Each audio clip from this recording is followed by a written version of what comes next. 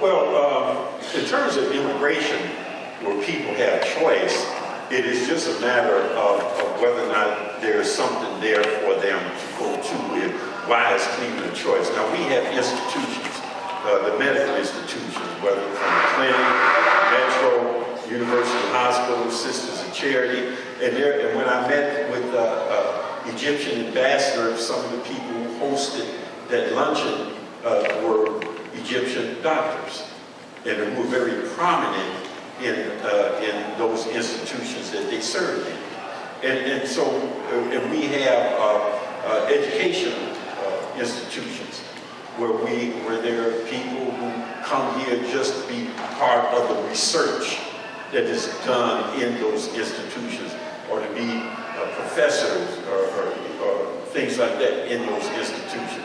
We also have people who immigrate here who do it for business purposes, where we provide an environment where they can have an investment. I forget the name of these visas, where you can have a visa and there's a certain amount of money associated with it.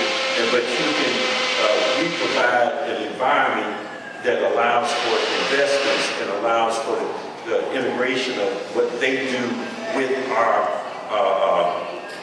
with our business infrastructure. So those are the kind of things I'm talking about in terms of immigration. When you talk about refugees, however, you could get the whole spectrum. You can get well-educated people, people who may have had wealth from the country that they come from, or may have lost that in the transition. You have people who are impoverished. You know, I will tell you one of the things, most enlightening things to me was a Liberian. And you know, we have like the Italian, the Lebanese, the Slovenian. We have these events in the rotunda of City Hall, and it's usually around celebrating the Independence Day or celebrating some significant day in their history. Well, the Liberian community, they were celebrating their Independence Day, and it just so happened that I was there and was talking to people, and I saw a group of people who were dressed in African garb. Now, these weren't people who were just dressed up for the occasion. That is what they wore, because they were freshly here as refugees. And what I found was that as I looked at the people, and there were older people, middle-aged people, young adults, and children.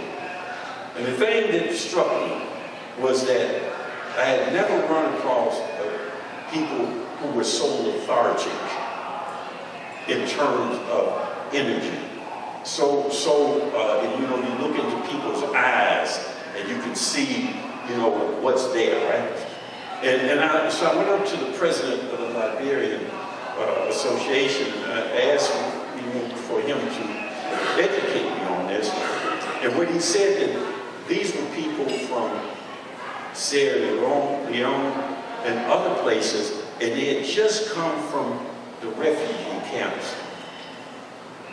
And some of them, their children were born there. Some of the adults had spent years there. And so that taught me something. It taught me something. It taught me that the whole discussion around refugees, the whole discussion around that was a superficial discussion, because we're talking about that in our own mind. It has nothing to do with their reality. Nothing to do with it. They needed our help. They needed our help. So we worked to create global Cleveland.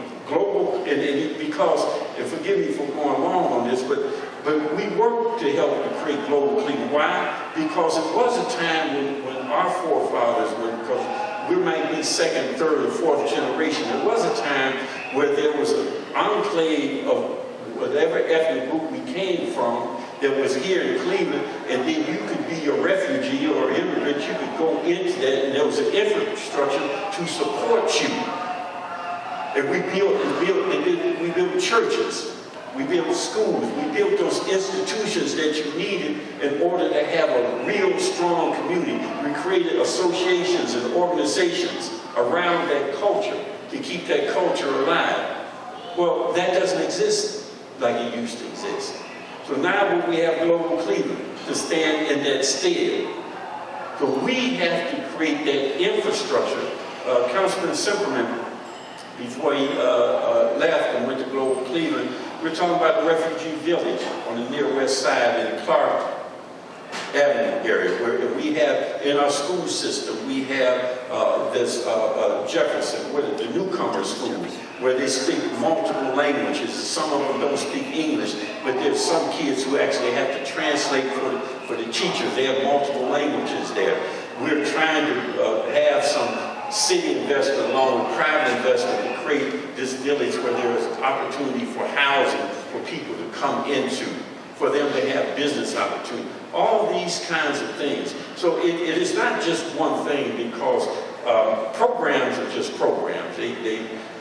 Programs, we have to be cautious of programs, because when you have a program, once the program was over with, then you worse off than you was before the program.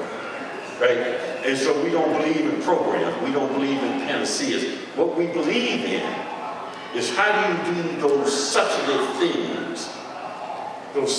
things and make those kind of decisions that will sustain what it is you're trying to accomplish, which means they become difficult and they're not glamorous. They're not glamorous. So that's why it's a long about answer to it, and even with this long about answer, I don't think it's sufficient to really answer your question, because it does take what it takes in order for us to be successful, which is nothing around a program, nothing around a panacea, nothing around a political consideration or the espousing of political position on the issue. All that is irrelevant. What's relevant is what we do for people. And what's relevant is those little things, those little dots we connect. What's relevant is people in this room doing what they do in their world as we do what we do in our world, knowing that we're on the same mission, trying to accomplish the same thing, and that when we work together with good intent, that we'll accomplish whatever it is that we intend to do.